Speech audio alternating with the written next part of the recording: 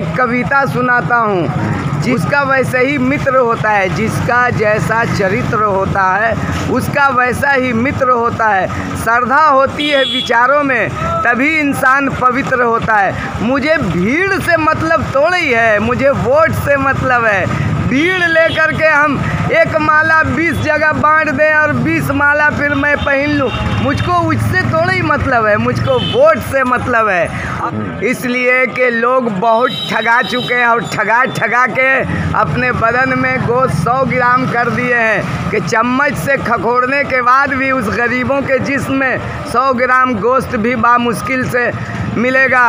और अपना जिस्म, उनका आया हुआ पैसा और उनके ज़रूरत की चीज़ जो उनको मुहैया कराया जाता, उसको खा के इतने मोटे हो गए हैं कि वो पैदल चल के उसका अपना वज़न जो है 20-20 किलो सबका कम हो गया है।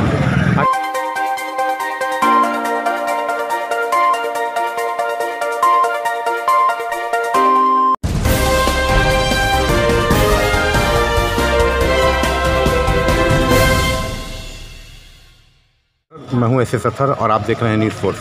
जी हाँ, जिस तरह से लगातार जो है जो भावी उम्मीदवार हैं फुलवारी शरीफ के उप सभापति के लिए, वो सारे लोग जो है जनसंपर्क में लगे हुए हैं। लेकिन एक शख्स ऐसे शख्स है तनवीर साहब, जो लगातार धूप में रमज़ान के दिनों में रोज़ा रखकर जिस तरीके से वो घूम रहे हैं, उतना मैंने किसी भी अभी तक प्रत्याशी को दिन भर घूमते हुए नहीं देखा है, प्रचार करते हुए नहीं देखा है। और वो इस तरह से इतनी शिद्दत से मेहनत कर रहे हैं, सचमुच उनकी मेहनत को देखते हुए। लेकिन सब चीज़ों से पहले अगर आपने चैनल को सब्सक्राइब नहीं किया है तो ज़रूर कीजिएगा। अगर बेल आइकन आपने क्लिक नहीं किया है तो ज़रूर कीजिएगा और इस वीडियो को ज़्यादा से ज़्यादा शेयर कीजिएगा। तो आइए बात करते हैं तनवीर साहब से।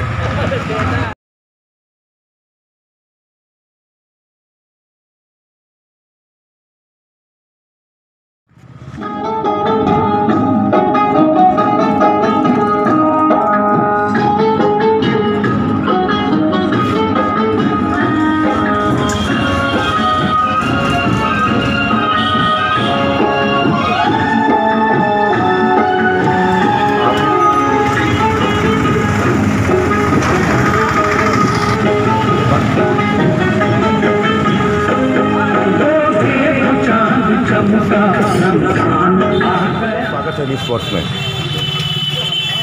अस्सलामु अलैकुम वरहमतुल्लाहि वबरकातुहू। मैं मोहम्मद तनवीर, दी बिहार पुअर वेलफेयर सोसाइटी का जनरल सेक्रेटरी।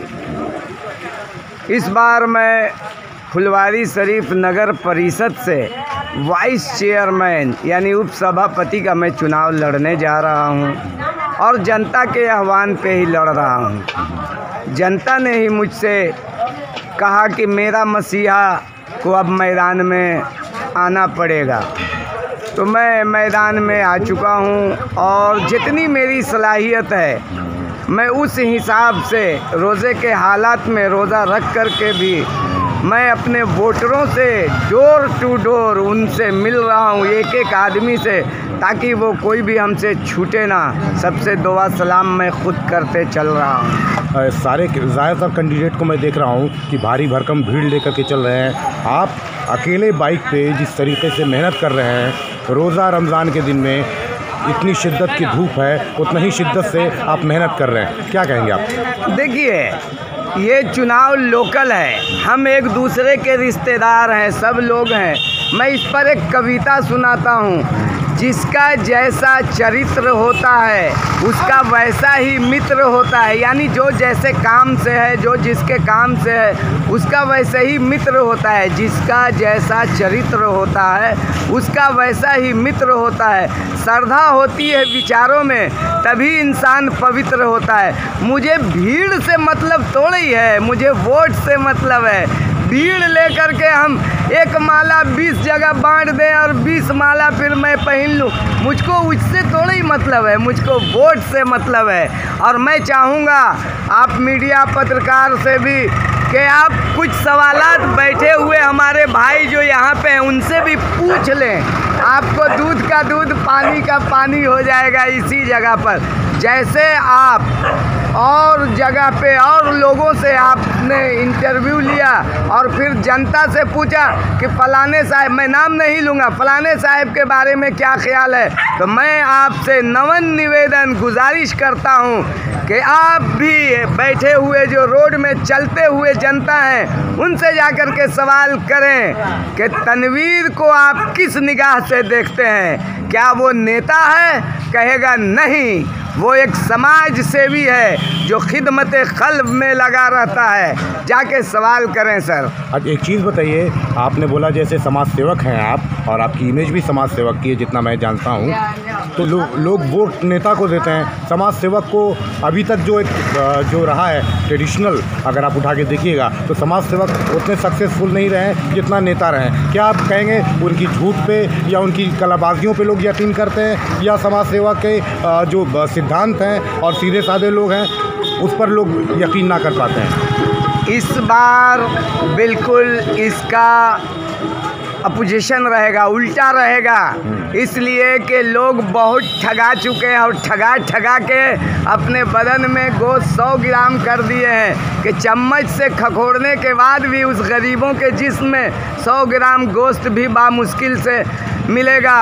और अपना जिस्म, उनका आया हुआ पैसा और उनके ज़रूरत की चीज़ जो उनको मुहैया कराया जाता, उसको खा के इतने मोटे हो गए हैं कि वो पैदल चल के उसका अपना वज़न जो है 20-20 किलो सबका कम हो गया है। अच्छी बताइए, आपके लिए मुद्दे क्या क्या हैं, अगर 2 लाइनों में अगर आप बताएं? मेरे लिए मुद्दा शुरू से ही नीतीश कुमार जी तो आज इस मुद्दे को लाए हैं नशा मुक्त के लिए, और मैं अगले 12 सालों से मैं इसके खिलाफत में हूँ। मेरा पहला मुद्दा जो है फुलवारी शरीफ नशा मुक्त हो।